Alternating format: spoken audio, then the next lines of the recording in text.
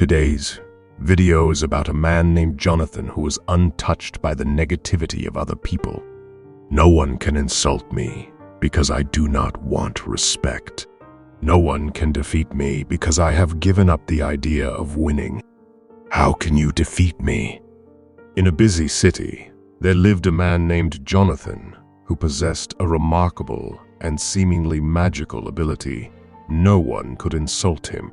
People from all fields of life had tried, but their words seemed to bounce off him, leaving him untouched by their negativity.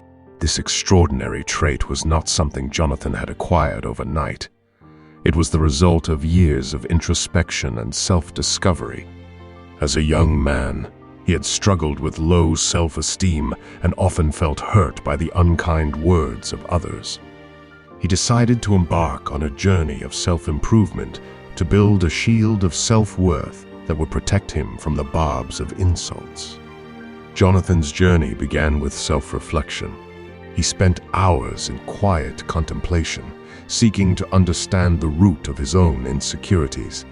He realized that his self-esteem was fragile because he had allowed the opinions of others to define his self-worth. Determined to change this, Jonathan started a daily journal where he recorded his thoughts and feelings. He practiced self-compassion and began to challenge the negative beliefs he held about himself. Gradually, he learned to appreciate his own worth, independent of external validation. One day, while walking through a busy market, Jonathan encountered a stranger who hurled insults at him. The words were harsh and hurtful, but to Jonathan's surprise, he felt no emotional reaction. It was as though the insults had no power over him. Curious, he engaged the stranger in conversation, and they sat down to talk. Jonathan discovered that the stranger was going through a difficult time in his life and had been lashing out at others as a way to cope with his own pain. Rather than feeling insulted, Jonathan felt compassion for the stranger and offered a listening ear. As he walked away from the encounter, Jonathan realized that his newfound ability to deflect insults was not just a personal shield. It was a tool to foster understanding and empathy with others. He had discovered that insults often came from a place of hurt and insecurity in the insulter. Jonathan continued to hone his self-worth and resilience. He delved into the teachings of philosophers and spiritual leaders who emphasized the importance of self-acceptance and inner strength. He practiced mindfulness and meditation, further deepening his sense of self. One day, he met Sarah, a woman who had also embarked on a journey of self-discovery.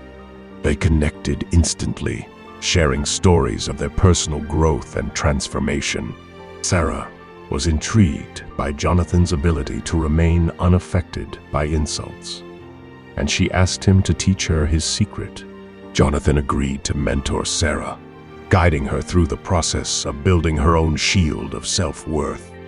He explained that the key was to recognize that insults were not a reflection of one's true value, but rather the insecurities and projections of others.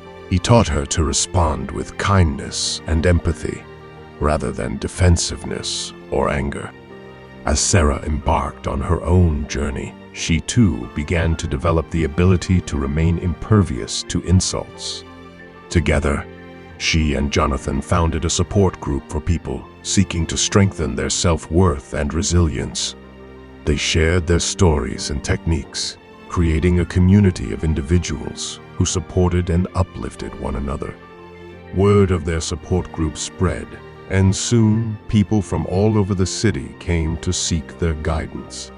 Jonathan and Sarah's teachings were not just about shielding oneself from insults, but about fostering a culture of kindness, empathy, and self-acceptance. One evening, Jonathan received an unexpected visitor, an old friend from his past, Daniel. Daniel had always been quick to criticize and insult others, including Jonathan in their younger years.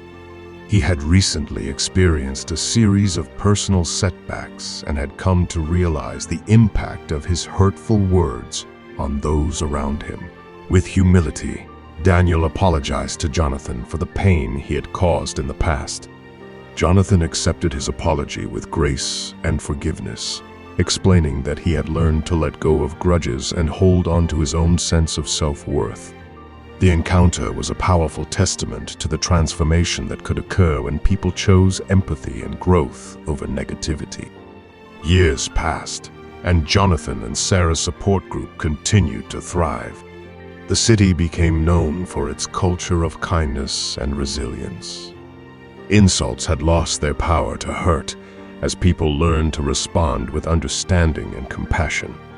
The story of Jonathan, the man who could not be insulted, became a legend in the city, a symbol of the incredible strength that could be found within oneself through self-worth and empathy.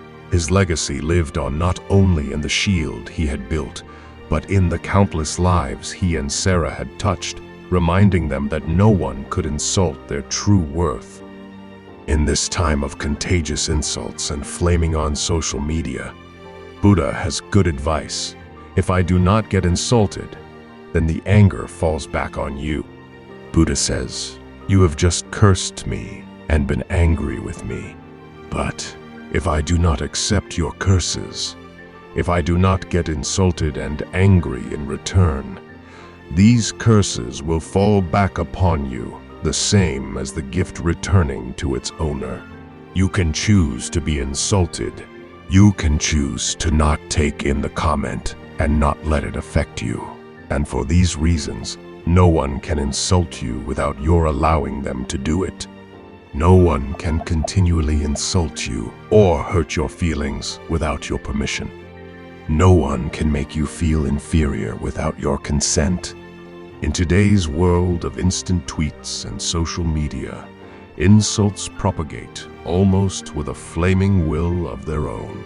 And those words find instant audiences on Twitter, spreading the anger, the fury, the insults, hurting, and hurting.